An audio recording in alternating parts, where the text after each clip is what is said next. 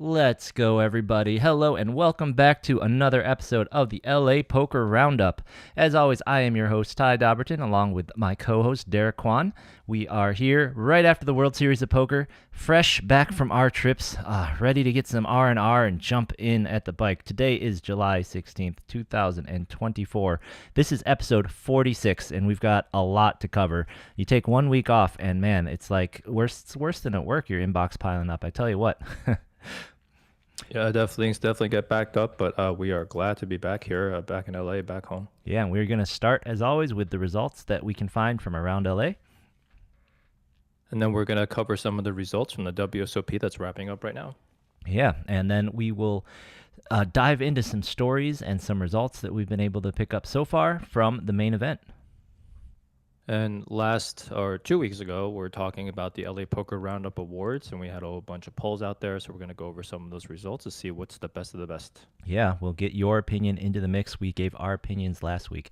And then after that, we've got an exciting announcement for you. We are going to be announcing the rules and the way we are going to run the first ever LA Poker Roundup Player of the Year. So make sure you stick around and check that out, guys. And then we're going to wrap it up with the weekly roundup. Yeah, so let's dive right in. We've got so much to cover. It's been 2 weeks. First off, let's talk about winners at the Garden. So last week, this is on Friday. I believe this was July 5th. Congratulations to Kevin Song. The final five decided to chop that guy, and he got 8,100 for chopping it 5 ways in a freaking daily. I love the Garden's dailies. These things are insane. Man. Yeah, that's a pretty big pull for a 5-way chop. Yeah, they had 192 entries on their Friday event, and I believe that was the last Friday event they're going to run that's not the nightly, because they've now moved to the 5 p.m. start time, and they're going to still be big. Buy-in's still the same, I think $250. Oh, wow. Yep. Wow, what a good return. One day. So if that one was good, look at this. The Saturday event, the very next day, had a 228 entries for a $45,000 prize pool and a freaking $250 daily. 6-way chop. Congratulations to Joseph Meyer for 6K. Gordon Anderson got also almost 6K. Krill Arzenikov, Alex Ramirez, Greg Gravorg. Oh, that's a tough one. Arzumanyan and Jamie Marquez in that chop. So way to go, guys. Yeah, very, very even numbers. But yeah, it looks like a good score again for $250 buy-in for one day. That's a good return. Yeah. That is absolutely phenomenal. So that's fantastic. So those were the dailies I was able to find results for. As always, the Lucky Lady and the Hollywood Park do not give us results. So we will have to jump over to the series that began last weekend as well here. We are back at the bike for the Legends of Poker. I'll have to bring that up later. If you were watching our Twitter, we had some fun at the expense of Jeff, the TD over there, posted up a picture of their new poker trophies that they have, and they said the Legends of Poker. So that is what we are doing at the bike. We're playing poker. And the first winner of one of those beautiful poker trophies, Mr. Ryan Himmel. So congratulations. It looks like they did a 2-way chop with Andrew Tree, and Himmel he took the trophy. And it's interesting. It looks like they have a variety of trophies, unless they dug one out when they realized the typo, because the trophy they showed in the picture was of kind of like a cowboy looking guy, right? Yeah, kind of like a cowboy looking guy with a cards in his hand. I like this bicycle one way yeah, better. I do too, because the place is called the Bicycle, and that's a bicycle. Right. I mean, yeah, there's a tiny wheel in the back, right? It's not a unicycle. No, but it almost looks like, some kind of thing you'd buy at like IKEA or something, and put it up as a nice little thing on your table, It's nice. It's like yeah, so congratulations. He got 38,000 for his chop amount. Andrew Tree got 36,000, and unfortunately, they ran 2 other one-day events this weekend, and they did not post those results yet. We'll have to cover them next week. But what I would like to talk about is, holy cow, people in LA have been waiting for this. They can't wait for these one-days. I know, Derek, you don't like the one-days as much, but what if I told you the one day was going to have a $230,000 prize pool, I think? It's freaking insane. Registration... Really? They had over 750 entries. The prize pool was 244,000 in a one-day, a single-day tournament. Like, holy cow! I always try to qualify my dislike of one days that they're extremely popular with people, obviously, right? So yeah, that's unbelievable. Yeah. Even with the eye-watering like top prize, it just seems very tough for me to go deep in these things. I have final table two of them, but they just it just just feels like not my forte. Yeah, it is. I mean, it is tough because they are still kind of that turbo format, and Yeah. um, there are still. I mean, so I want to talk about this as well. We've talked about this before. The structure on these things, the only place that really seems to, I don't know what, there's no better word for it, kind of respect the players in my mind, and make the levels longer after registration, or at least keep them constant on these one days is Commerce. That's what DJ used to do. Every place Yeah. else, they have the longer levels during registration and then shorter levels afterwards, and it's wrong. I just think it's wrong. I really want someone to run an experiment. I don't think that this event gets like it had over seven like $244,000 prize pool. I bet it's still over 230,000 if you flip it and you shorten the earlier rounds and you keep the later rounds longer or make them longer, or if you skip the first level. The first level of this event, it was Yeah. a 30K chips, and the first level was 1-2 no ante. Second level is 1-2-2. Skip that first level, give us another level later, or just skip that first level and find that's another way to add a minute onto all the other levels. Okay, now let's instead of 40-minute levels in being, let's make them 35. Now let's add 2 minutes to later levels. Something like Yeah. that. Let us play when the money matters, and then maybe you'll have a better shot at making that deep run because you're not in the as turbo mode, right? Yeah, and hi Queens in the chat, and obviously to Frank and Jesse in the chat. Thank you everyone for joining us. I did chat with Jeff over at the bike, and I was kind of stating to him basically the same thing that you said, Mm-hmm. and it seems like he is going to try to experiment with a couple of different things to try to get a little bit more play late. Good, So luckily it feels a little bit like the bike tournament leadership there is paying attention to that good, for good. sure. No, I love it, and I think even with this schedule, we're seeing signs of that. And I honestly, the end as long as it's well advertised and well known, I really don't think it's going to affect buy-ins at all. In fact, most of these places, like the Lucky Ladies, in a really extreme example of this, when they run their 20K max late reg, you have 50 big blinds. Yeah. Nobody's rebuying. It's even hard for me Right. to bust when you start with 500 bigs and max late reg is 50 bigs. Right. Set it up so that we are playing. It's still registration period, but you're at 40 to 20 big blinds for as long as possible, so people like you and me can battle, bust, build a stack, or Yeah. bust and rebuy, and then you'll get a lot of bullets from us. But if you make it, if you just make late reg really long and you have lots of chips, that doesn't matter. We just sit there. It's just like we're playing regular. We're deep. We're not going to bust. If you want more, let us play. Give us play, but let us bust during reg, and then give us more play later, so that we'll actually feel like it's worth it to keep buying those bullets, right? I agree, and like just understanding how good players go about things, they're going to be a little bit more aggressive and risk takey early to build chips, right? And at the very end, they want to apply a lot of pressure, because of their late game experience. So lean into that, right, and just give everybody a little bit more play late, and then get some of those good players to rebuy a little bit more early, like you're saying. Yeah. And, since these are the only results that the bike was able to put out so far, we might as well go over the rest. It was such a huge event, honestly, 240K prize pool. That's massive. Let's check out some of these other guys. Here's a picture of Andrew Tree. And, just take a look at that picture of Hemmel Stack. Like, that's how many people were in this event. Like, look at that. Look at this chips he has, and they're still playing there. Antoine Duke got third place for 21,000. Congratulations to him. Lena Nimi, we see her playing all the time. Her, and you can see, I believe that's her daughter behind her. That's the other. I can't remember her first name, but the other Nimi. She was at the final table of the, was it Colossal Stack or the Monster Stack at the circuit that I Yeah, final tabled, and she also built a huge stack during the Mystery Bounty. The daughter did. So they're always at these things. So congratulations, Lena Nimi, for almost 16,000 in fourth place. And then here we have Francisco Linares in fifth place for 11, almost 12,000. He was actually at my starting table for the day. I did play this event. I fired 2 bullets. I actually redrew the same table and came right back. So was at his table. He was playing very solid, getting good hands and getting really good value for him for the time I was able to keep playing. So way to go. Andrew Bick, 6th place. Taylor Zangora, 7th place. And some more familiar faces here. Sonny Chen, 8th place. Look at that, not just mixed games. And Kirk Domines in 9th place to round out the final table. Nice. Good to see, some familiar faces. Did they always cover the final tables of the one days like this? Maybe just the 150s because Mm, I was surprised and I tweeted out because I just realized that they did not even post the winners for the Friday or the Sunday event on the mm. blog. Even though I looked, it said check back tomorrow. Tomorrow being Saturday to find out who wins on the last post about Friday.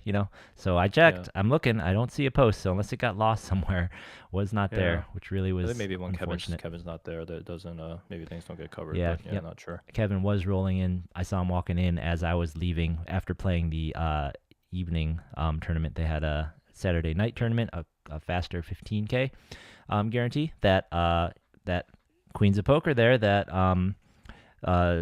we did have a LA Poker Roundup hoodie in the final table. I did not Nice. cash. I busted in like 16th or 15th.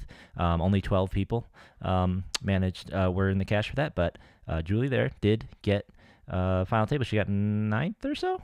Leia and Lena. That's why I wasn't sure about the names. I'm like, I thought that was the other name, but I don't want to get it wrong. Gotcha. Thank you, Jesse. So yeah, so we did have on. So congratulations to Queens of Poker there on cashing that guy. Yep. Oh, Yeah, it was the hat, congrats not the to sweater. Sorry, she whipped out the hat. Yep. Yep. All right. So, those are all the results we have from around LA. Let's turn our sights up to Vegas. There was a lot going on as we wrapped up the World Series. Let's start out with another little self-reported, little local, Mr. Jordan Litt. He had his best finish so far in his poker career here, fourth place out of 1450 in the online ring event. Cashed for 16 grand. So congratulations to Jordan. Jordan's really good friends with Larry. We see him all the time. In fact, I saw him in that Saturday event, that Friday event. And then also, congratulations to you, Derek, on these online events. The 1K bracelet event, Derek was chip leading this thing down to the final table. Took some bad beats at the end and fifth place, right? Finished fifth place in that guy. Yeah. It was really interesting. Had a pretty smooth run in that tournament. I was in either first, somewhere in like the top 3 or 4 places, almost all the way from like, I want to say like 70 people down to the final table, which is insane. But I think when we got down to about like 15 or so, I was dropping down into like, number three, number two, and it was like pretty close in Yeah, chips. once the blinds get Um, there, it's hard to keep. Every yeah. pot matters so much. Yeah, and one of the early hands in the final table against the chip leader, I actually, raised ace queen. He called in the blinds. I flopped top pair. I actually checked back top pair with the flush draw on the board, and then I bet turn and bet river when the flush came in, and he called me with the flush, and I almost checked back that river. And I actually didn't go back and run that back through a solver, but that was actually the most impactful hand. Like the bad beats were the bad beats, but that one, took me from, I think chip leader had something like 40 bigs. I had 30 bigs, and everybody else had about 10 or 15. Mm. So that was like, quite a spot to be in. But then, maybe I shouldn't have bet the river on that hand. But that basically dropped me down to the rest of the people. And then we were just like, it was very frustrating because everybody kept, they were doing a really good job of just being very defensive, Right. ICM-ish. Those annoying people online were, players. yeah, people were jamming and not getting called, but then the people that were getting called were doubling up, and it was just kind of cycling around. And I didn't know this, it was Salzburg, but Salzburg actually busted sixth. um, in that tournament, and I only found out about that afterwards. And then we just sort of cycled around for a really long time before I ended up busting in fifth after two pretty brutal hands. Yep. But yeah, it was it was my actually very first bracelet final table, so that was pretty nice. So close to that bracelet, I could almost taste it. But I'm glad to have had that finish because that basically was like a summer saver for me in terms of bankroll. Yeah, we were trying to give you the virtual rail, but man, the thing was going late, and we all were gonna play Yeah, in the morning. And I think it was. I yeah, think I tapped out a little after 2. So, and congratulations, Jesse. Already found himself a bag for they're calling it the Big Four, but it's the 40 whatever at the bike. We'll cover that when we get to the roundup. But congratulations. nice. So let's head on over to some live events. We had some very home LAE kind of feeling of table here. Man, I wish I had known. I might have run over to rail this thing. I had no idea. But during the 600 Ultra Stack, the final table, we had Mr. Albin Bayo getting third place and Wow, Fuck Nguyen getting fourth place. I mean, holy cow! wow, This could be a Mega Millions final table. I mean, this is these yeah. are just our guys. Way to go, guys! Congratulations, Albin and Paul. New high score for Albin as well. Nice, nice. Yeah, it's really good to see. I feel it's nice to have a bunch of LA players having success over there in Vegas. Obviously there's so many people from all over the world there, so just to see a bunch of LA players getting there, it's nice to have some of our talented blasters get rewarded. Yeah. Um, and here, What's up, Wayne in chat? nice picture of Paul doing his typical, before he goes all in, giving the speech, but it was not to be. He got knocked out by Alvin in fourth. But yeah, way to go. Really, really great showing by the Blasters. All right. So after What's up, that, Xander? And what's oh, up to cool. Xander in chat too? What up, Yeah, guys? Queens and Kings and Aces today did not qualify. Yeah, Xander, Ah, you'll be back. We'll be there shortly yeah, too. we'll see you there. We'll be firing with you unless you get in soon. I'd really like you guys to all get in before I show up, though. I want the field to be softer. So, Yeah. moving on over to the $3,000 mid stakes championship, new event this year, we find ourselves another mega LA grinder in David Uvidov, getting fifth place in this thing for his high score, $293,950 for fifth place in this thing. Holy cow! Way to go, David! This is amazing. Fantastic score. Way to represent. Yeah, good job, buddy. And Great guy, great kid. Yeah. Travels the circuit all over the place, playing different events. So glad to see him, finally pull a big one through. Yeah, for sure. He's always out there playing everything, playing everywhere. Love to see it. Love to see the heart. And I think his girlfriend plays too. And you may remember him from one of the Mega Millions last year, where he vowed and he managed to play every single starting flight, which was insane. Yeah, that was unbelievable. Yep. I did. I won a small bet off of him from it. But even credit though, the bet was for a certain amount of profit. He didn't reach the number, but he did play every single starting flight and did show a profit. So, Yeah, man, that was unbelievable. true grinder. True grinder. Yeah, we got Wayne and Chad, Brian Kim Blaster. So he's referring to no spoiler Yep. alerts, but at the final table, Brian Kim definitely made a creative play. But then actually listening to his interview after, obviously it was very very thoughtful what he was Sure. the process that he went through to get there. Yep. And I guess I did not know that Alec Torelli was an LA dude. Oh, is he That's an LA interesting guy? I too. kind of overlook him. So, didn't- okay, then in that yeah, case, Alec Trilly got third place in that 3K Yeah. championship. So, Nice, nice. nicely done. And Brian Kim obviously plays. I don't know about all the time, but he plays frequently on the high stakes stream games around. Hustler used to play a lot on Live at the Bike, so LA guy for sure. Love seeing him Yeah. represented. Kind of like a John Sin from years back, except more in the limelight. And Garrett Adelstein actually tweeted earlier today that Brian Kim was the person that used to give him the most trouble when they used to play a lot of like heads up online, not heads up online, but just heads up cash. Really, really high stakes. As Brian Kim is like super mega like high stakes, super pro. Yep. Dipping back into tournament poker and just absolutely crushing Just it smashing, as well. yeah. With the Tritons. Well, I was gonna say he plays Tritons, doesn't he? Yeah. Yeah, he's an unbelievable poker player. Yep, I thought he plays Tritons, and I first really saw him though in that hand where Bill Klein bluffed him out with the with the quad board or something, or the threatening quads. That was pretty epic. So, couple other folks, some quick hits here, some shout outs for our favorite of the pod here, Kathy Chang got 10th in a $250 horse deep stack. I didn't realize they ran deep stacks for mixed games, but I guess they do. She got 10th Nice. in that. So congratulations there. And congratulations to I thought I had another local. These are pros we will announce, but okay. So yeah, before we hit the main event, some notable bracelets from the pros. Chance Cornuth got his fourth bracelet or is his third bracelet in the flip and go. Yeah, I think it was his fourth. His fourth bracelet in the flip and go. So, way to go. Not enough to save my fantasy team. I think I owe Derek $20, but yeah. gets a little bit there. And then Mr. Rocco, I believe Rocco's an LA guy, right? Is that true? I'm not sure he's an LA guy, but glad to see him. Yeah, he got his bracelet. Yeah. He got his bracelet after. It's funny. I just watched the interview or whatnot where he's talking about, or read the interview where he's talking about, he bought a farm. He's going to take a break from playing so much poker to do some health stuff, and there's like rip off a bracelet before you leave. I wonder if is going to make him play a little bit more than he expected, but we'll see. Getting the bracelet, I don't know. It might just make him stay away longer. Yeah, that's true. Yep, I'll have to find out. Okay, so let's talk the main event, man. It's still going on. It's very exciting. We had so much happening. You and I played it. A lot of the other LA locals played it. The Commerce sent 21 people, right? That was the team, 20 plus Jamie. Is that right? Commerce sent a whole contingent. There's so much going on. So let's start with Commerce team. So of the Commerce team, I believe only 3 of them cashed. If you had asked me, I would have absolutely nailed the bet that Luke and Rudy were going to be 2 of the ones that cashed.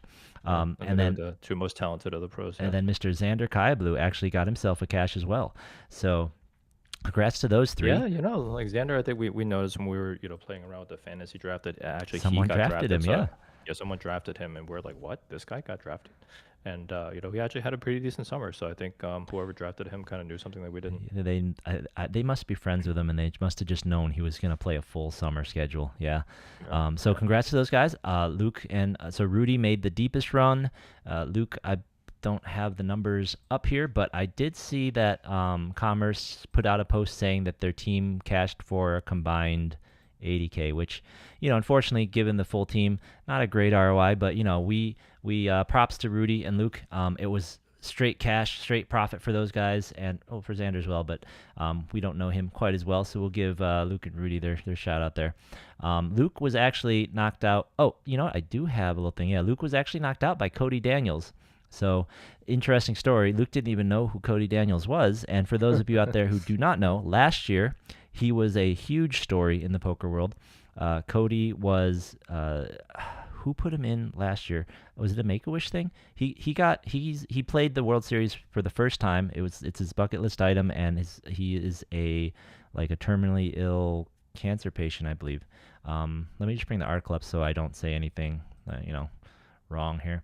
But yeah, it's a really awesome story, and it was really amplified and kind of was taken advantage of by some of the scams and the scandals that were going on last year, because if you remember that Ryan was it Ryan Mercer or Rob Mercer pretending to have cancer when Cody actually had cancer. In fact, Cody kind of got scammed by Rob Mercer for a swap to get some money. He took some money from him, even though the guy was already busted. I mean, that Rob guy was just a real scumbag. But Cody was in there. He made it. He was feeling awful that day, and not just from busting Luke, but just from his illness, and he was able to make his way through. Yeah, I think it was. Yeah. Oh no, that was his Make-A-Wish. Okay. Apparently this year, I read this article. This year he played the Colossus. He wasn't planning on playing the main, and I guess Alan Keating put him in. Oh, that was nice. Yeah, right here. Pretty interesting story. He says that Keating. So it sounds like Cody's been in contact with a number of pros, probably since his story blew up last year. And after he busted the Colossus, he went and chatted with him over the Arya, and he just said he was going to put him in. So he had a piece. He got a piece, but that's awesome. It's really nice of him. Yeah, I remember last year. I want to say that Cody Daniels is actually a pretty good poker player, because I've actually seen him. He made some televised final table. Okay. He seemed like a pretty good player. And it seems like he's going deep in a lot of things, so he definitely knows what he's doing. But it's a really, really tragic story, his illness. I follow him on Twitter, and he's getting helicopter over into the hospital and stuff, and he's there for weeks, and it's just really terrible. But I'm glad that he's actually able to get out. A couple of the last 2 summers were to do something that he really loves, right, which is poker. Yep, absolutely. I think he actually was able to make a stop in and play a Poker Go event, and he made they got him on the feature. Yeah, and he actually got bad beat out of the tournament. Felt really bad. Yeah, no, he must be a decent player. He's cashed the main now twice, and he did that. So crushes his home game. That's how he won some buy-ins this year, I think. So yeah. All right, so some other regs, some other notables. This man, I think we've talked about it every single week in there, which is fitting because unfortunately he's no longer in LA, but forever in our hearts. Mr. Sammy Beshahead, he made a very deep run, finished 74th, and you cannot get this guy out unless you cooler him absolutely to the max. I mean, the hand. Look at this hand that took most of his freaking chips, right? Ugh. Yeah, and I was actually railing him because I was busting out a very freaking tournament that I was playing. So I just kind of wandered over there to see what was going on, and I saw Sammy by the rail. So it was actually, pretty fun just sitting there railing him, going deep rooting for him. I was shouting out when he was all in for low cards, when he had an overpair. Yeah. And then we're able to chat about hands a little bit, in between. So it was really, really nice to see him go deep, but this was an absolutely brutal hand. Yeah. So if I scrolled too fast for you guys, what happened was Sammy flopped trips. The other guy flopped an open-ended straight flush draw, and they hit the straight flush and the full house on the And the full turn. house on the turn. Yeah, Just absolutely absolutely brutal. brutal, absolutely brutal. But And I saw that hand kind of building up, and I was like, man, this is gonna be a big pop. And then when I saw Sammy piling a lot of chips in there, like, well, he's gonna have something here. And on the river, basically Sammy like he had check raised the turn and then led river, and the guy jammed, and I was like, oh shit. But at that point, it was like something like 5-1 like stack to pot ratio. right, Sammy called it off. Yeah, really yeah. really brutal spot. And then like he beats all the full houses that are pocket pairs, so it's just like, Right. ugh, so Yeah. brutal. Yeah.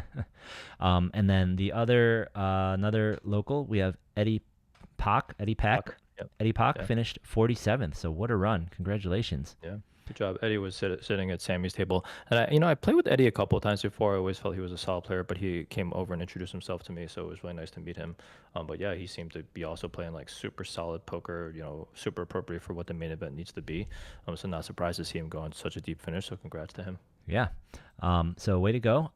Those are kind of the deepest runs that we were able to kind of quickly discern. Not counting Brian Kim.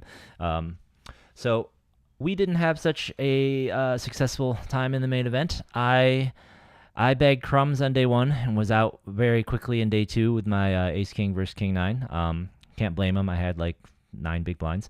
So unfortunately, I was not able to make any improvement on last year.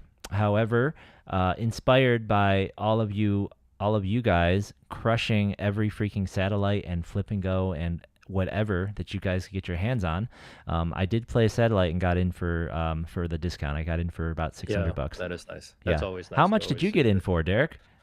$160. That's not right. It's a $10,000 tournament. $160. You must have had to play a grueling like 2-day satellite to win your seat from that. No, I won the seat. Well, by the time this tournament started, when I was trying to check into my room, and the tournament was over before the woman was done checking me into my room, and I actually didn't know what was going on. So what we're talking about was this ridiculous like all-in tournament that they had. It was a satellite for $160. They were running it every 30 minutes. I was like, I'll just jump into one of these. And the crazy thing was on my phone. I don't know if it was because I had my instead of setting it the chips, I set it the big blinds, but it was showing 0 big blinds. So I thought that there were no chips, and I thought it was just like either you're all in or you're out, right? Like a like a bracket style thing. I think you But are then at first. I think you are at first, right? okay. But what if So there's a chop? so I don't know. Because So then in you any each get half case, the pot. Yeah. So in any case, I won the first 3, and I was like, "Oh my god, what's happening?" And I'm sitting there trying to not like trying to pay attention to this woman who's trying to check me in. And then all of a sudden, I lost my 4th one. I was like, "Oh, forget it." And then I look, and I was like, "Oh, I'm still going."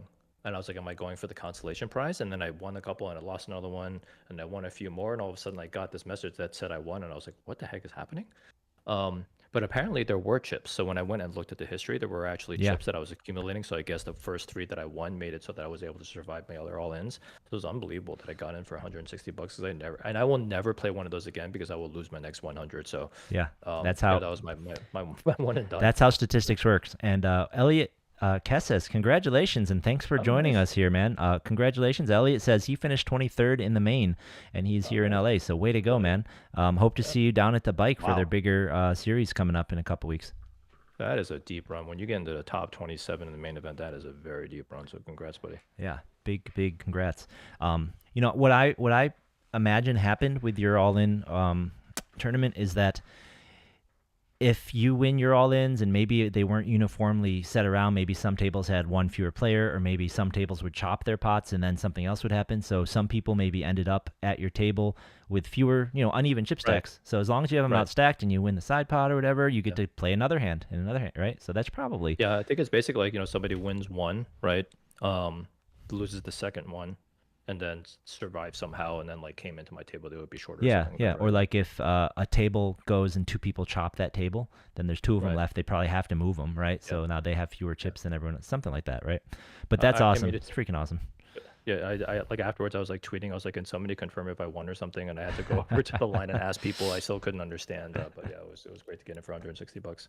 Yeah. And to talk about these satellites, I wasn't planning on playing any satellites, but I think I was playing a 1 day at the Aria or something that day, and I hear you saying that, and then I hear Frank in the chat there and Jesse in the chat there talking about winning satellites. Freaking Frank, I think, won 2 satellites up in that room in a single I think he day. won three. In a I th- single well, I day. think Yeah, one of but them was a satellite into the later satellite, I maybe. So see. maybe that I was it. see. So he wins Yeah. 2 seats in a single day. You win the 160 flip. Jesse just like rolls into town and wins one, and I'm just like, that's it.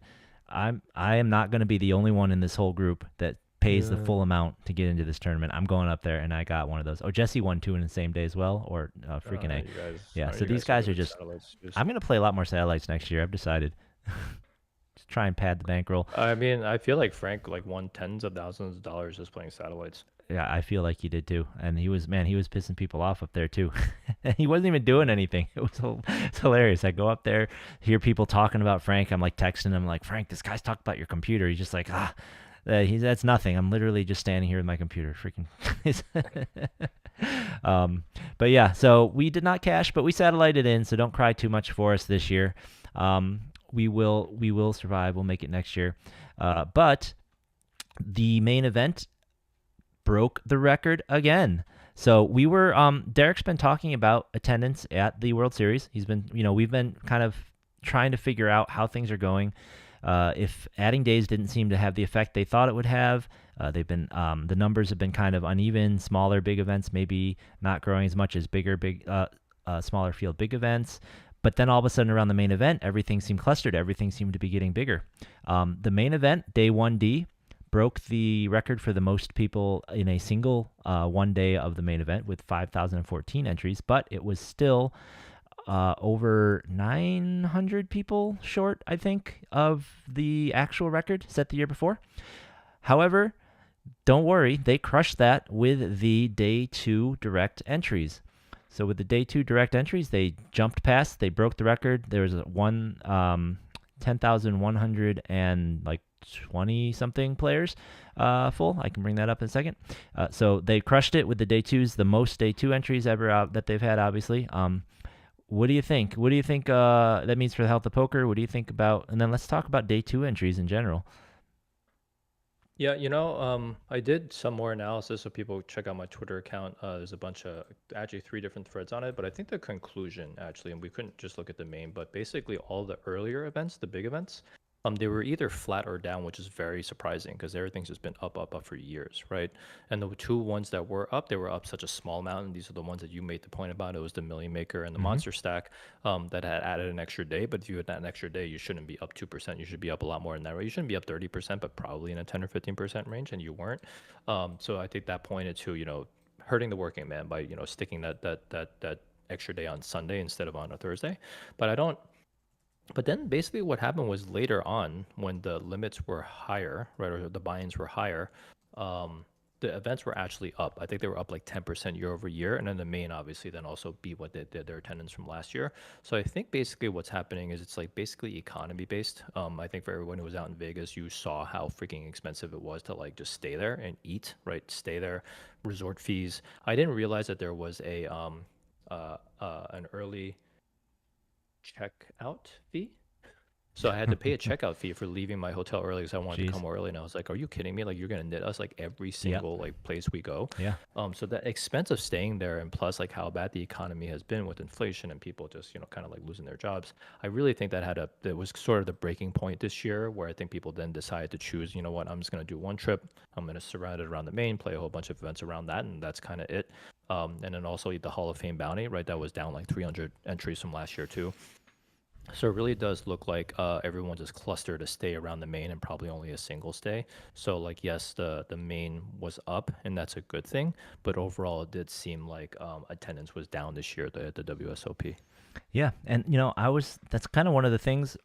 It's one of the drums I was beating when people were complaining about, oh, what are they doing this in LA? LA's so expensive. Like, no one wants to travel to LA. It's like It is not even close compared Vegas to is Vegas, man. so Are you expensive kidding? for me, Vegas is so Right? expensive for me. Vegas is so expensive for people who aren't living in casinos already. If you're not Alan Kessler with all of the, rewards and player stuff, Yeah. Vegas is insane. And I don't understand. I hadn't really stopped to think about it. I feel like there's only 2 kinds of people that they can really be trying to cater to here for the for Vegas. Well, all right, so maybe 3. There's the consummate pro who's going to come and basically stay all summer long, play every Yep. event potentially, every like the whole schedule. You can write a schedule, and as long as you sprinkle things for them to play, they'll be happy, right? Then there are people who can only come for one trip. These are like people who live far away who are true wrecks, or on a limited budget, right? So they have to pick a Yep. window. So of course they'll Right. pick the main, especially as the main gets cheaper and cheaper as time goes on through inflation and more satellites and everything. Of course they'll pick the main. Why would they ever pick the beginning? Right? They Yep. tried to make that And mystery millions, mystery right. bounty like exciting enough to make people And, pick the beginning, but And even then, around the main, there's so many like little events, like the yeah. mini main and Which the thing that lead it, right? So you could play those if you yeah. can't Sati in. So there's just like stuff to do, Yeah, and they added a lot of that this year, and I loved it. I right? really loved Yeah. it. It made me stay longer for the main this year. And then the Yeah. other kind of player is the commuters, right? L.A., Hmm. some places in Utah, some places there are there's a probably a 5 hour driving radius around Vegas where people can come in, which includes Yep. Los Angeles, right? So Yep. Yep. as I'd pointed out before, I would have driven up 4 or 5 weekends if it worked out that way, but with the changes, I didn't. So who are they targeting with certain things, right? And they need to think about that because with a series that long, if you make the main event, honestly, like I loved that they added that stuff and it's great, but they made it so attractive, right? That of course everything's going to clump around there, right? You almost need Right. to make. They added these mid stakes, low stakes things for around the main. They almost need to add those somewhere Mhm. else to make that an interesting part of the schedule for a different segment of the base, right? And I don't know if the high rollers are clustered really tightly or not, but you They're, know, they're they're a little bit more towards the end, like they're sprinkled all the way throughout, just so all the high rollers just have to play. But there's definitely more towards the end.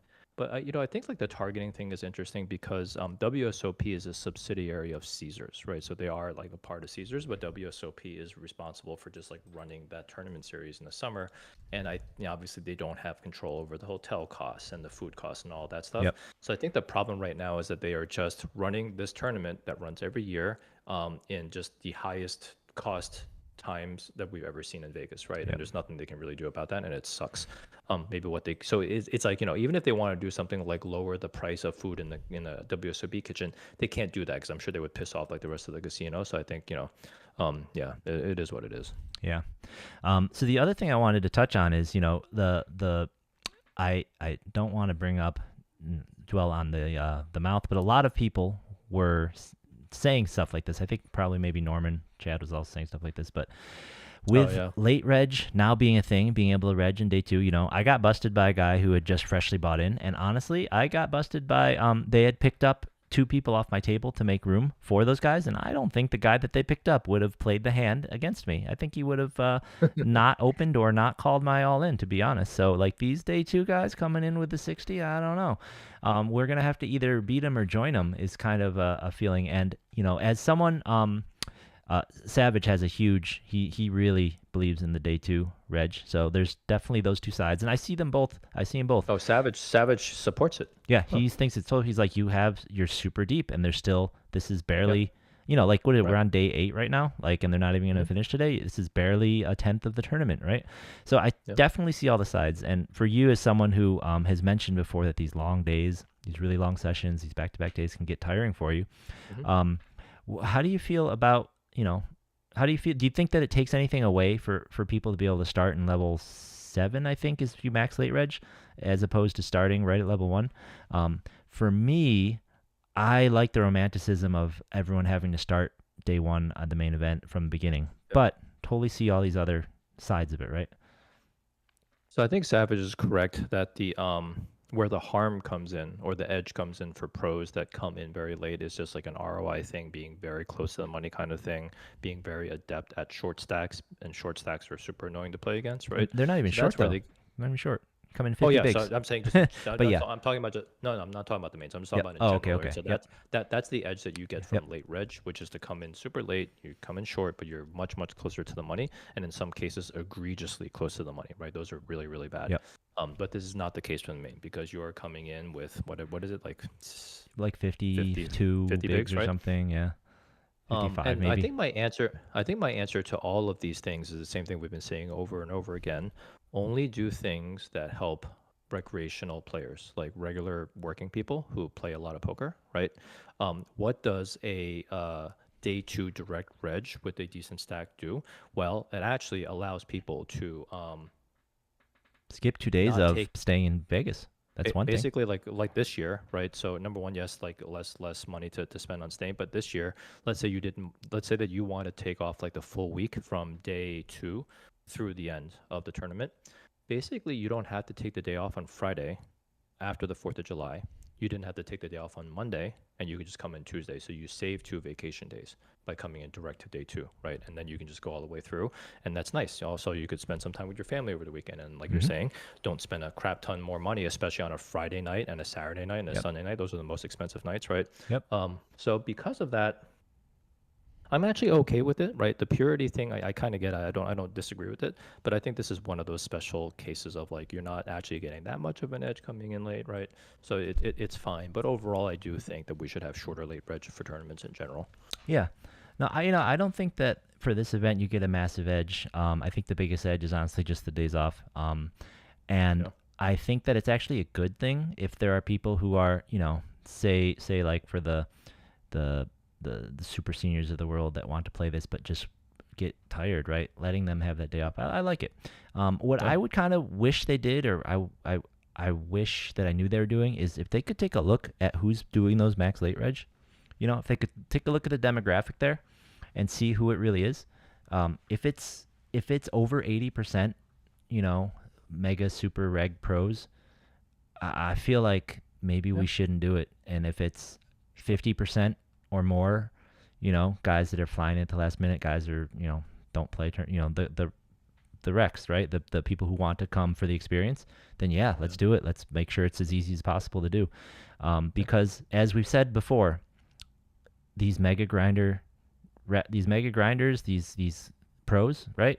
If they think they have an edge, they'll play whenever they're allowed to. If you tell them they have to play at the beginning and they still think the main event is the softest 10K in the world, they're going to play from the beginning.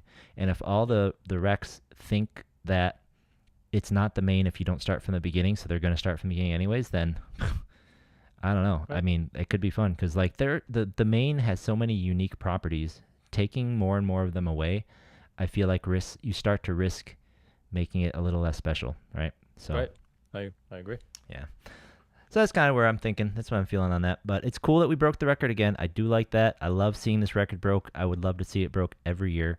And I think something that almost happened would have almost guaranteed that we have a really great shot at breaking next year, which was Kristen Foxen almost make that final table. That was one of the huge stories coming out of this main event. She got really low. We had two women with tons of chips going into the final 4 tables, was it? Yeah. And then right at the end, it looked like they were out, and Chrissy went on a crazy run to get a lot of chips, and busted in, what was it, 12th? She busted? So Something like that. And I was rooting so hard for her. She's just an absolute monster of a player. I didn't want to say it's just like her, her relationship with Fox or anything, but obviously that helps to have like, one of the best poker players in the world as your husband and being able to just to talk strategy because she was already a hell of a player before they got married. Um, but yeah, I mean, it would have just been so huge, I think, for poker if just a woman had made the final Yeah. table, but just her deep run is enough. I Oh, think people 13. can kind of see. She got 13. Yeah. Thanks. Yeah. Thanks, really. Yeah. Her deep run was more than enough. Absolute crusher. Even on her bust out hand, it was such a gangster play to Yeah. take. People think it was a spew, but I feel like if you really just took the time to deconstruct that hand at different ranges, it wasn't. There's definitely a bunch of better hands that she's going to get to fold, and it just so happens that she was up against one of the best ones. But just the fact that she's willing to freaking pull the trigger there, which is something I don't think I would ever do. Yeah. literally No, would not do I that. definitely wouldn't. Yeah. Like 13th place, like but near the final table of the WSOP. I'm not going to be doing that, but this is why she went deep and I didn't, and that's why she had a ton of chips and I didn't because Yeah. she's willing to pull that trigger so many different spots. No, I 100% will say that even if you were to show me a sim and showed me that was a slightly winning play, I wouldn't have done it. Yeah. I'd have been like, "That's nice. I fold," or I'd call. I ain't doing it. Have fun with the that. safest thing is, right, to preserve my chips. Yeah, is have what I fun with would've that. I'm done not there. doing it. Yeah.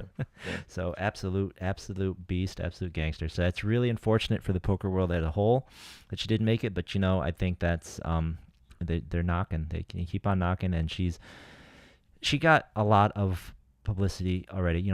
Unfortunately, if you don't make the final table, if you don't win, it's hard to break through to the mainstream media, right? Like if she had gotten the win, you'd see her on ESPN, you'd see her on, Yeah, true. you'd see her in other media, in other coverage, so that maybe it would get that extra oomph. But we're making progress. We're making progress every year on that. So, Yeah. um, I mean, the biggest thing is how it just inspires more women to play and definitely yep, kind of watch her and how she plays if you want to take inspiration from someone because she is, I don't want to call her one of the best women poker players in the world, but she's actually one of the best poker, like tournament poker players in the world. yeah, no, it definitely she keeps proving it.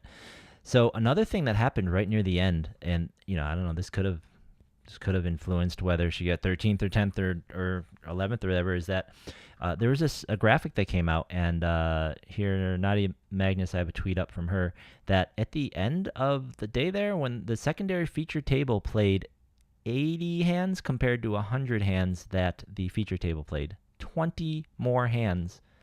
That's like, depending on which one you're picking, that's like 25% more hands the feature table played than them. Like that. That's a pretty large Yeah, number. We're not talking like that's 195, like that's 80 very to unfair. 100. Like that is, That's very unfair.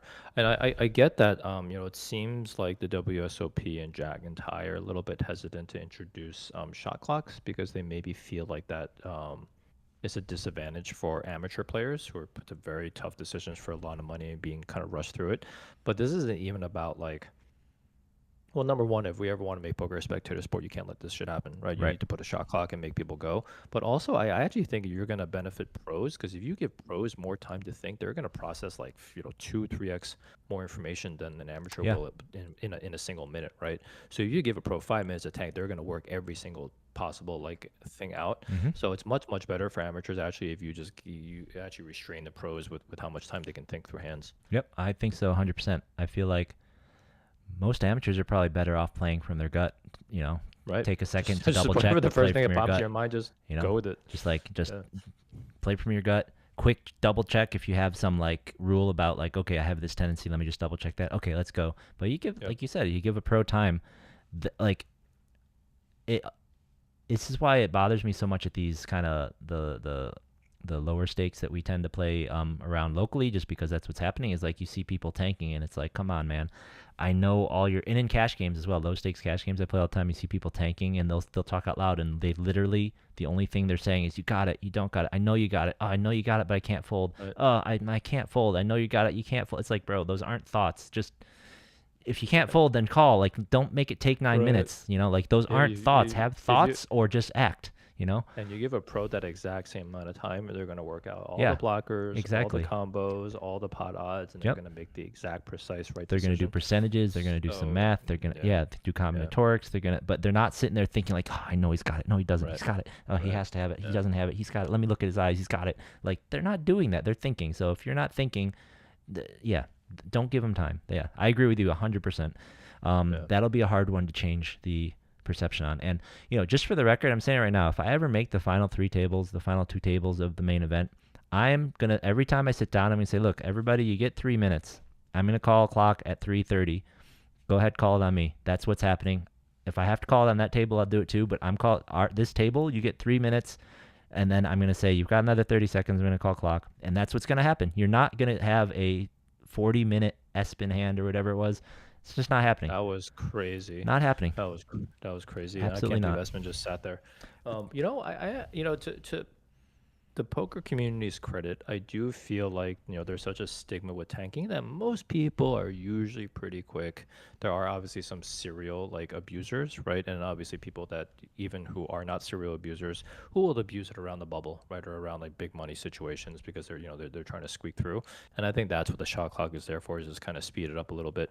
In the 5K that I cashed around the bubble, my God, I think we cashed 63. We went from like 80 to 72 in like, I want to say it was like 30 minutes.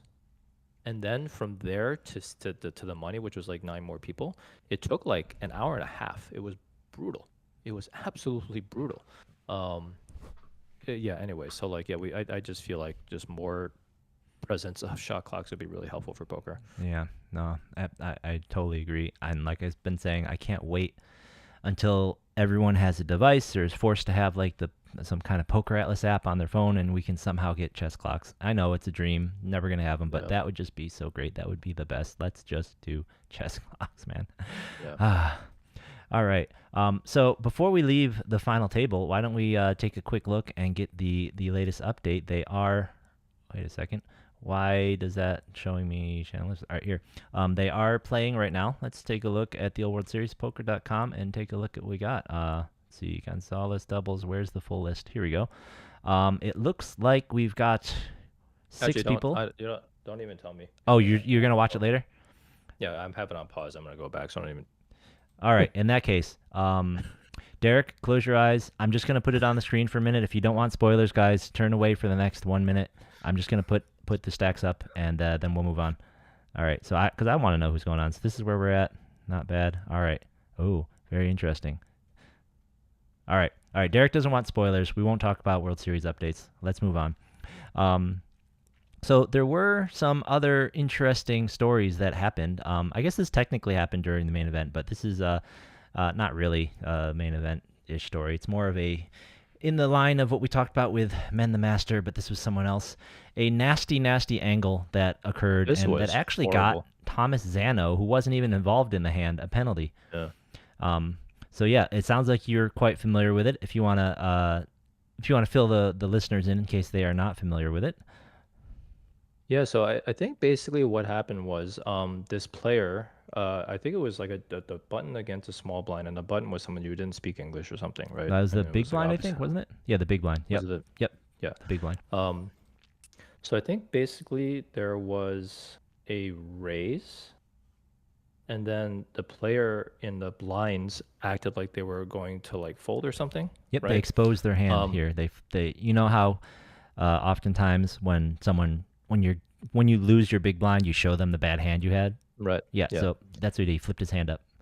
So basically, he flipped his hand up, which then triggered the other player to basically muck their cards, thinking that the hand was over. Then he's like, "No, I didn't muck my cards," and he wanted to take the pot, which was like one of the worst angle shoots I've ever seen. And especially if you targeted somebody who was like, obviously like an amateur and didn't speak English, and it was such a tiny pot, obviously, because it was like a single raise pre. Yeah. It's just a shitty thing to do. Yeah, absolutely. Single raise pot, and the button didn't speak English well. So according to Zano, he got extremely heated and incensed at the floor ruling, which was so this guy who showed his hand, he called the floor over to fight for the pot, and the floor ruled the pot for him.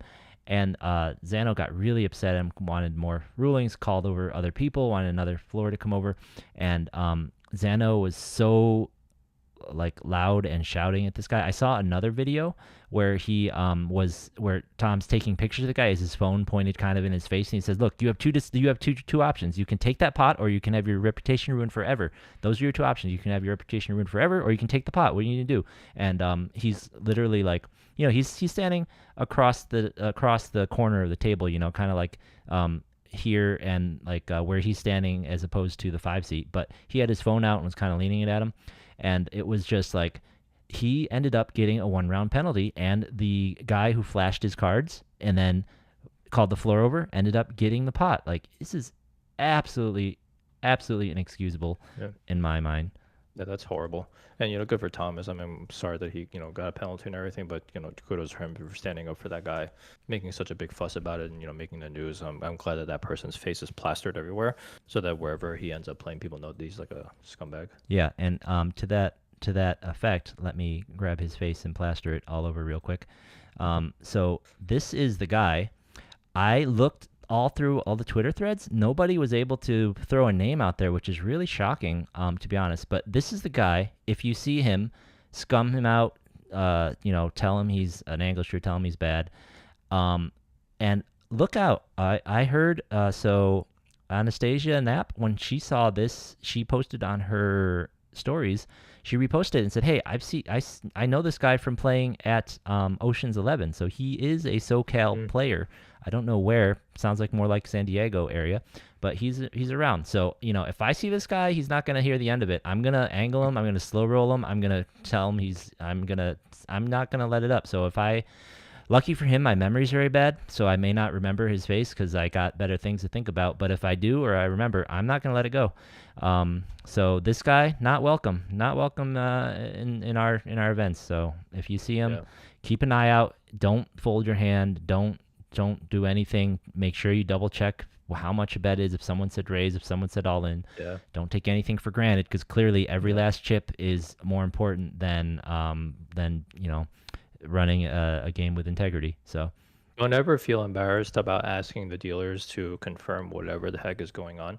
There are times where like my color blindness makes it so somebody throws two chips out and it's obvious to everyone at the table how much a bet is. I'm like, how much is that bet? And the dealer has to tell me. I'm like, thank you. And it just always confirming the dealer that's what they're there for. yeah, absolutely. No, there's no harm. There's it's once you say call and throw the chips out yourself, it's like Right. a lot of times the floor's hands are tied. So, Right. whew. All right. So yeah, that story got me fired up a little bit.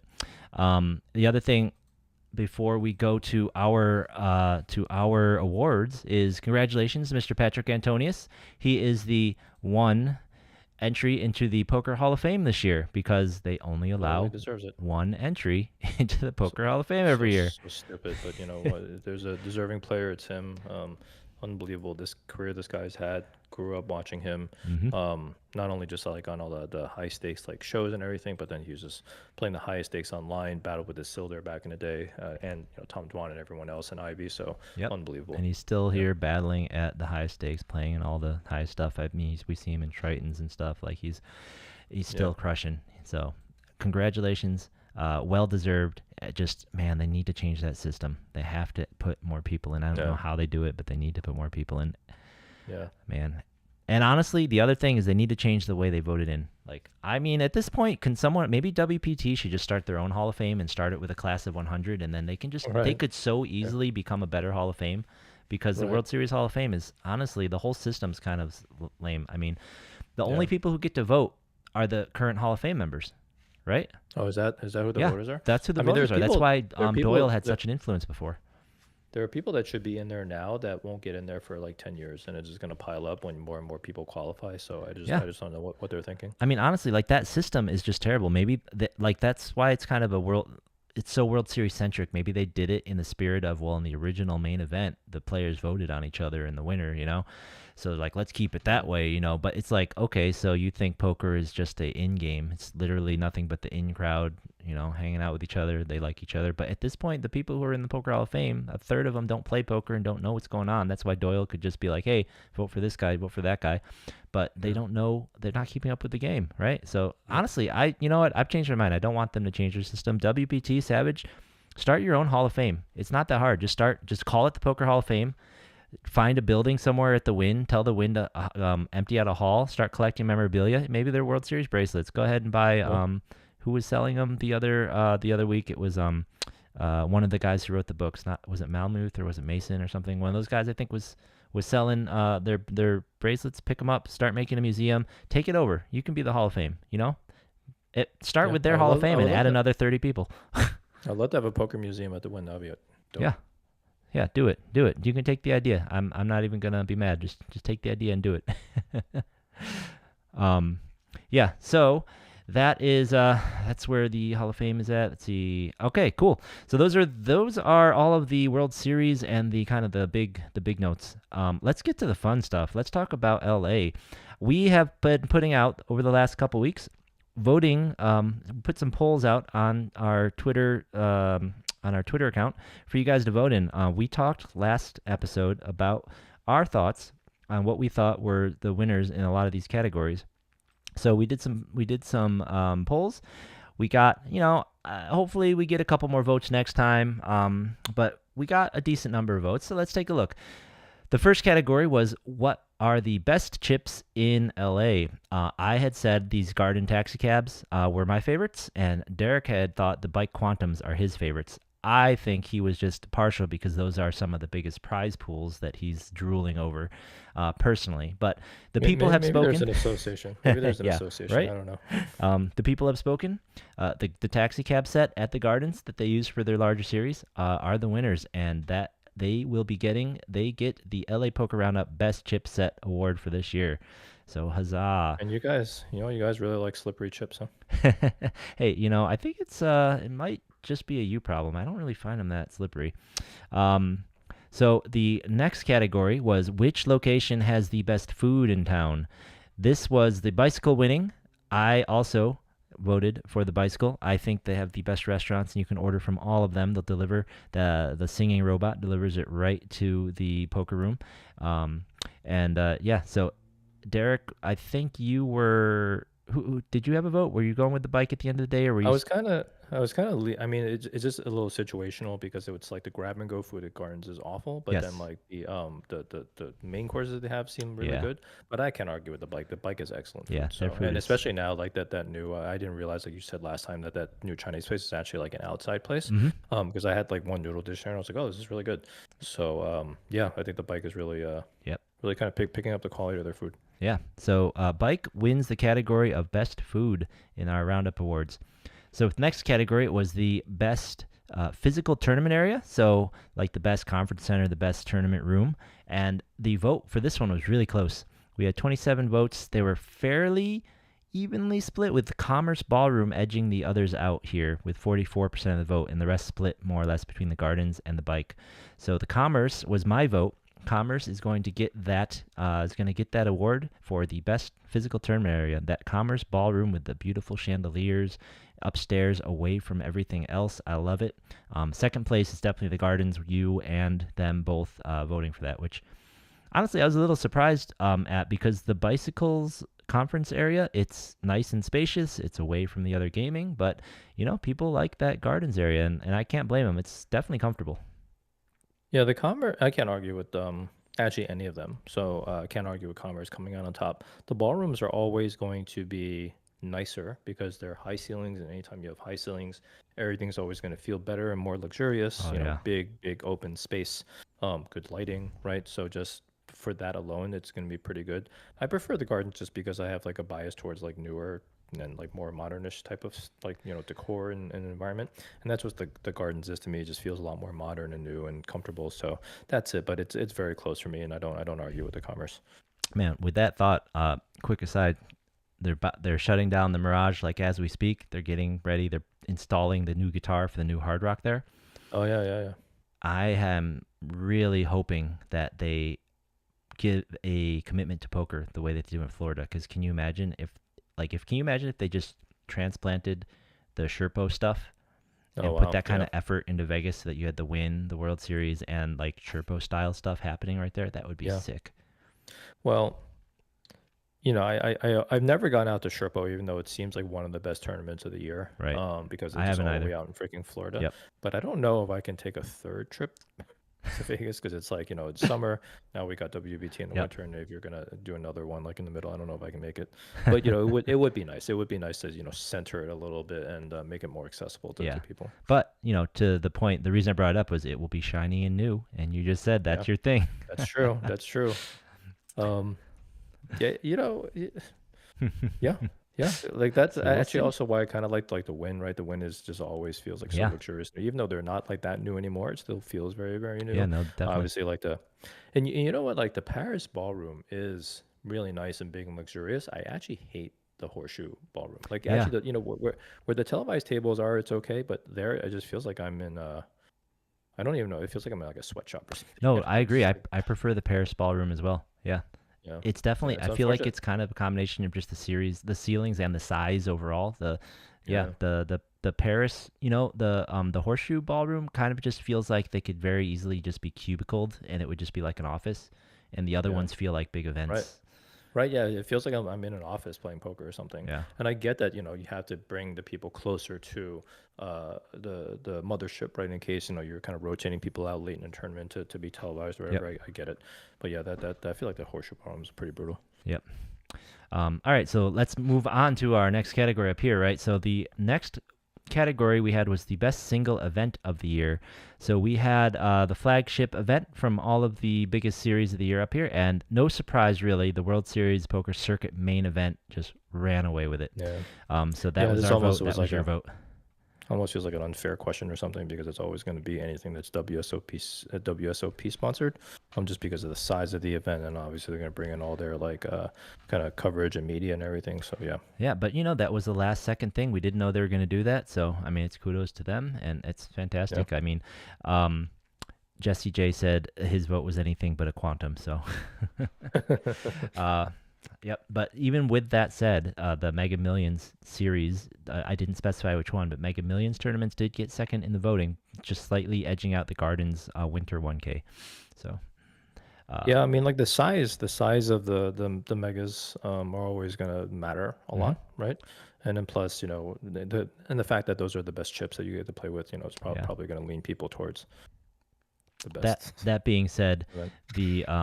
the circuit main did get twice as many votes as any other choice. Yeah, So, yeah. No, not a yep. surprise. So, next category was the best series of the year, and once again, no big surprise. The World Series circuit at Commerce they just held in May blew by the competition, with 54% of the vote. And I mean, uh, there's nothing much to say. They had production value, they had coverage, they had poker celebrities, they had the biggest prize pools. It was I would have been shocked if that didn't run away with the with the trophy there. Right. Yeah. Yeah. Again, no surprise. Almost doesn't feel fair when the World Series is running something here, but I feel like that's probably going to be whatever main that they have is going Yeah, to be the best event, and then the series is going to be the best series which is because it's World Series. why we need to get another. We gotta get that Right. WPT in Right. town. They WPT. gotta compete. They gotta push hard. Yeah. Yeah. You guys Interesting got though thing to to do. note Yeah. here, LAPC got the second most votes. Okay, followed by the Gardens, and last year's Legends got the fewest votes of all of Hmm. these, which is very interesting. Commerce taking the top two series of the year, um, and I bring that up. Keep that in mind for the final category. Now, I didn't put up a poll for this penultimate category, which was best tournament director of the year for us, because with the turmoil happening and the changes going around, I really felt like it was kind of going to be a landslide. And, if you voted for anyone else, we probably weren't going to let it. But I feel confident in thinking that the people were going to choose Cavan just the way that we did. Cavan down at the Gardens, hands down, most consistent, most hands on, most openly and communicatively player friendly tournament director in the area. And, as we said, the guys, Jeff down at the bike's been talking more with us, Yeah. been making some Yeah. tweaks, open to making some changes, and we're seeing that get implemented. Love to see it. But, over the past year, most consistent single tournament director absolutely has been Cavan. And, I think that really reflects in this last vote, which was your favorite place to play tournaments in LA, which, the Gardens won the popular vote and 43. Now, I believe you voted for the Gardens as well. And it really just goes to show how much that tournament director, that staff, the kind of attitude of the people running the events counts towards how much people enjoy playing there, right? Because if looking at this poll, two of the best series that people voted for by a lot were at Commerce, and they were Yep. massively big compared, but they prefer to Yep. play at the Gardens, right? So, Interestingly, I wasn't thinking about Cavan when I picked Gardens. Again, it's just the thing is the Gardens has many strikes against it for me. Number one, it's very far away from me, and I mhm. hate the distance. Number two, I run like absolute shit there, so that's also pretty bad. And as we mentioned before, it's not like like they have good dealers, they have good floor staff, but I'm gonna say you have the highest percentage of people who are a little bit more inexperienced, Yeah, make mistakes, make kind of weird rulings at the table, or coming over to the table. So even with all that, I just feel like the kind of ambiance and the modernity of it, right? And just like the good food and everything, just makes it just a really pleasant place to play. It kind of just feels nice kind of when I walk in there. So that's actually the only reason why I picked Gardens. If you throw Cabin in there, I feel like that's a shoe in. yeah. No, I like I said, I get frustrated at the wide range of quality of staff, but the thing that shines through even with the range is that the staff at the top, starting with Kevin and down, they Yep. care, right? And that Yep. these people they're inexperienced, but not because nobody cares about it. They're just they're learning, they're experienced, and kind of one story is I was there playing a daily a couple weeks ago.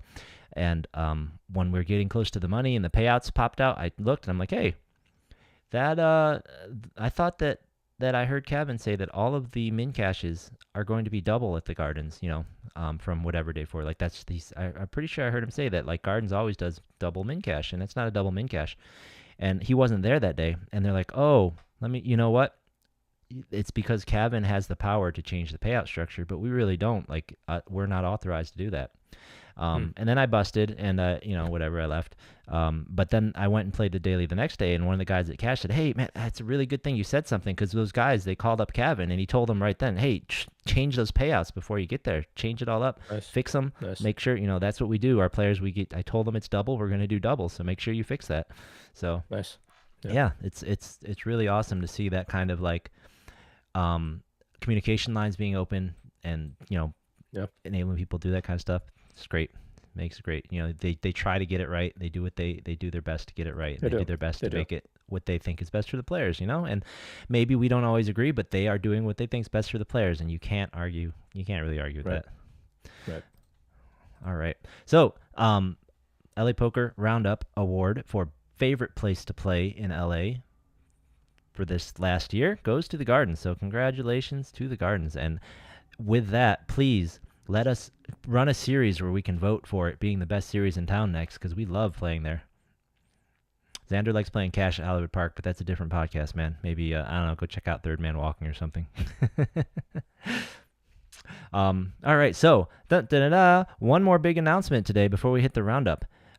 So this is kind of an experiment, guys. I know it's a big announcement, but this is a big project. It's a first time for us, and it, I'm pretty confident in be able to pull it off, but, bear with us, right? So here's the announcement. We are going to run the LA Poker Roundup Player of the Year. We are going to be trying to find out who is LA's #1 blaster over the year. What that means is we have a Player of the Year point system that we have gotten from. It is the Zimmerly-Tomsky point system, and we've gotten it from Mr. Thomas Sandusky, and you can follow him at AK_SAR_Ben on Twitter if you want to ask questions about his system. But if you've been following our tweets online about the World Series Player of the Year, or you've been following any Player of the Year stuff, he pops up in those chats. And basically, this point system really rewards your percentage finish in big fields in a pretty good way. And it also, like most point systems, it rewards wins, it rewards slightly higher buy-ins, get scaled a little higher, so all of that. So what we're going to be doing is we will be picking out events from all of the tournament series that get announced throughout the year, and we will be picking out which events we will be counting, and as those events come out on Hendon Mob and the results are submitted and are announced and whatnot, we will pull those from there, and we will keep a running list of the point totals for the LA Poker Roundup Player of the Year. We will, right here on the website, lapokerroundup.com/POI, we will put some links for the list of events that are the running. We'll keep updating the list of events that will count, and we will keep a link to the updated list as well, so that you can all track and see who is on top of the standings. You can track and see how you're doing. You can see everything that is, we can kind of follow. And I think this is going to be a really fun thing to talk about as we see some names kind of bubble to the top or see some new names. If I have time throughout the year, I might run some of the old data. It is a pretty labor-intensive process. I did automate a fair amount of it, but it is still kind of a per-event process. So, we are going to give this a shot. I think it's going to be a really fun thing, hopefully a really fun thing for the community. And at the moment, unfortunately, we don't have any physical prizes. Hopefully we can find a sponsor or find a way to scrap for at least a trophy of some sort. And hopefully in the future we can get some cooperation and do something really fun with the venues around. But for now, we're just going to do it. We're going to start tracking it, and we're going to, give us something fun to talk about and something fun if you start climbing the rankings, some good bragging rights.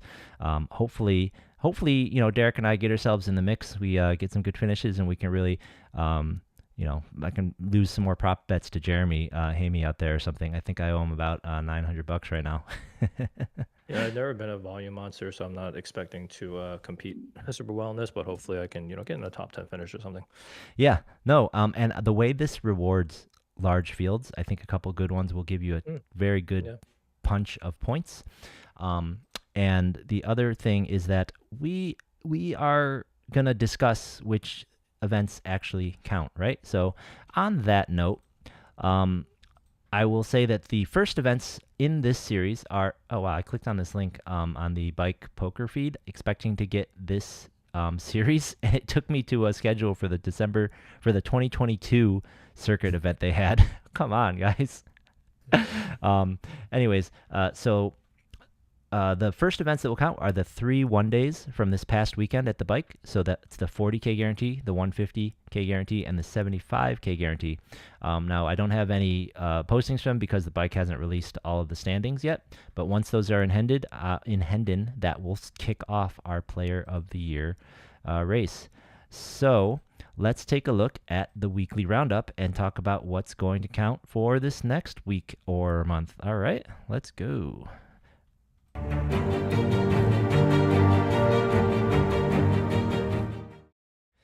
All right. So it is Legends of Poker time. I'm going to keep calling it that forever. Uh, and You know as I what? said, I feel like, getting one of those trophies that say poker on it, and I really hope that they are going to give out some of those. It feels like a collectible item, like when you get a yeah, baseball card that has like an error on it or something. absolutely. Yeah, I'm Yeah. So actually looking Jeff, forward to if getting you're one of those. listening, Yeah, don't throw those out. Don't throw those yeah, out. If one of us I want one. wins, yeah, if I one of want, us wins, I absolutely want one that says poker. I'm not joking. yeah, I want a poker trophy. So these events are in the books and they were massive. Currently in the Big Four, Jesse is already bagged up, so you're going to have to deal with him on day 2. And as we pointed out before, the nice thing about the Big Four is it is not a quantum. It is basically the 40-40 event from Commerce with slightly different blind levels, so tiny different structure. But it is a $400 buy-in, multi-day tournament, 400K guarantee that it's almost certainly going to blow away. I think they're getting around 120 people for the morning flights and probably around Wow, 100 people for the evening flights. wow, Jesse no can tune kidding. in and let us know if that's correct. And then, on Friday and Saturday, these are going to be really big Those are flights. weekday flights. Usually don't get over 100. No, That's that was crazy. Monday and Tuesday. Yeah, the Monday one had 120 people No in it. kidding. I can, right here, I think Tuesday I think morning maybe a lot session, of people I think a bam. lot of people didn't go out to the World Series and they're just waiting for this to Yep, come back. Tuesday morning, 122 players. So the thing that kind of, the other thing is that it's not a quantum, but like a quantum, you can get a very fat bagging bonus. So that does motivate all the super regs to play a lot of flights because they can get that full bagging bonus for another one. If you qualify again, you get 2,500 off your $400 buy-in. So Yeah. definitely motivates people to play a lot. We will still have that problem of money coming out of the prize pool and being counted against the guarantee, but I bet this will probably blow that guarantee out of the water, especially considering they can get 240K in a single day at this price point. So, Yeah. Super um, exciting. so this event obviously will count for our Player of the Year, and so the one wrinkle for, and this is unfortunate for those who love playing at the bike, is that I will not be counting quantum events in our Player of the Year series because they are just too darn complicated. It's just too hard to know how to make the points fair when people come in with different starting stacks. It doesn't seem fair to make it like a 6,000 player tournament when really they're just when really these starting flights are really kind of satellites. And then if you don't do it that way, you cash at 33% of the field, and then it's just too weird. There's too many weird things going on to really make it fit into the system without modification. And ain't nobody paying me to do that. I barely had enough time to write the script to process everybody's results in the regular events. So those will count. And the other wrinkle is we're apologizing to Kathy because she would probably win it if we did it. But we are not including mixed games this year either, just because it's a lot of work to track this. So if this gets successful, if it's popular, maybe I'll make it real easy and we can get a intern. Maybe someone can track them, help us track them, doing it another year. So for this coming week, the only events that will count for the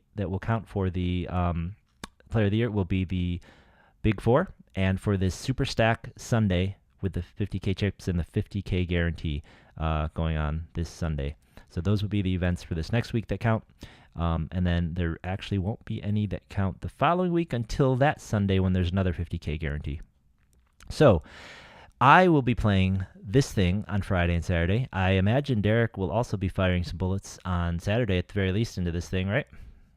Yeah, definitely Saturday. I'll try to make it to the late flight on Friday because I think Luke in chat had told us like he late regged it at like 7:30 p.m. with Oh, 40 yeah. bigs, so that actually allows me to be able to work the full day and be able to come a little bit later Yep. and reg. Yeah, so that's pretty friendly for people trying to bag in the evening. And then, Yeah. and just because they don't count for our series, for those of you who are playing mixed games, I saw Sean you tweeting about the Heroes event on Monday. They do have nice mixed gamed events with $15,000 guarantees on them all week long. So it is currently Tuesday, so tomorrow on Wednesday, they will be holding the limit triple draw, deuce to 7 Badoogie and ace to 5. That is a $500 buy-in at 1 p.m. On Thursday, also 1 p.m., they'll be doing PLO high with an optional 300 add-on. And these all have the same buy-in level, 500. On Friday, there'll be a limit Omaha 8 or better. And that's also at 1, of course. And those are all the remaining mixed game events for this week. And then every night they do a Survivor. They're doing a Survivor every night, and it's various price points. Looks like it's $250 during the week and $360 closer to the weekends. So that is what's happening at the bike this week. Kudos to Bike. This schedule looks pretty good. It's very, very packed full of stuff, a lot of interesting things. I noticed that there are a couple of flip and goes later on in the schedule, Yeah. which looks like pretty interesting as Which well. you're So, apparently really good at, so. yeah, kudos. But like I said, I feel like I burned every bit of luck out of that on my one try, and I'm probably never going to play another one of those again. Oh, come on. I think it means you're really good at them, and you should just it's- play as many as you can. It's going to be over 100, right? And it's going to completely nullify the one and done that I had this year. So if for some reason that multi-day event's not your thing and you want to play on like Friday or Saturday and not a mixed game, the dailies at the Gardens are still going on. Best dailies in town. And remember, Friday is now a nighttime 5 p.m. start time. Still huge. Just going to go deep into the night. Still $250 buy-in. And they have all their other regular dailies happening this week, which I believe is like a Wednesday bounty, a Thursday regular one, Friday at night. Rob's trying to figure out how to make the quantums count as well. Look, Rob, if you want to come and write the program and do some coding for me, we can talk. So, and then the Commerce has its dailies happening as well as Lucky Lady. And you know what? Let me just quick check out Xander's favorite place, Hollywood Park, and see what the July schedule is. What is this weekend is the 16th, 17th. So it looks like this weekend at Hollywood Park, they don't have any special events happening. They have a bounty event, a $50 bounty, $200 buy-in happening on Friday, and then the regular 3K and 10K guarantee bankroll builders on Saturday and Sunday. So basically their regular weekly schedule as well. So that is what's going on all the way around town. We will be at the bike trying to win that big 4, trying to win the big prize, and also trying to get on the board for our own player of the year. Yeah, and everybody wants some discounted LA Poker Roundup lucky hoodies. They're only $40 if we can hand it to you instead of $55 on the website.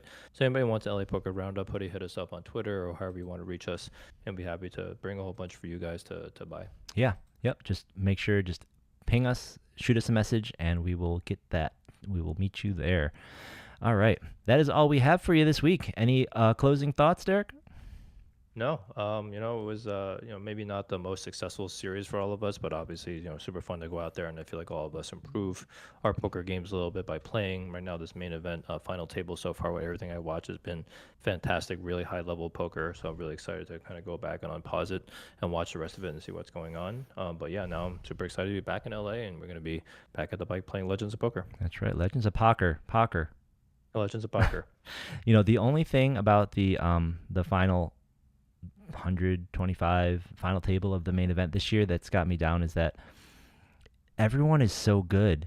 It really kind of dampens my dream of just being able to, like, if you make it through, you might be in this, like, it's gonna feel like a final table back in LA. Like, everyone is so good at this final table Yeah, and these past the top 20 something. It's crazy. You got to be so good yeah. now. It's like the main's supposed to be when all the when all of the lucky people make their way through and the pros go down in like 200th, Yeah. but holy cow.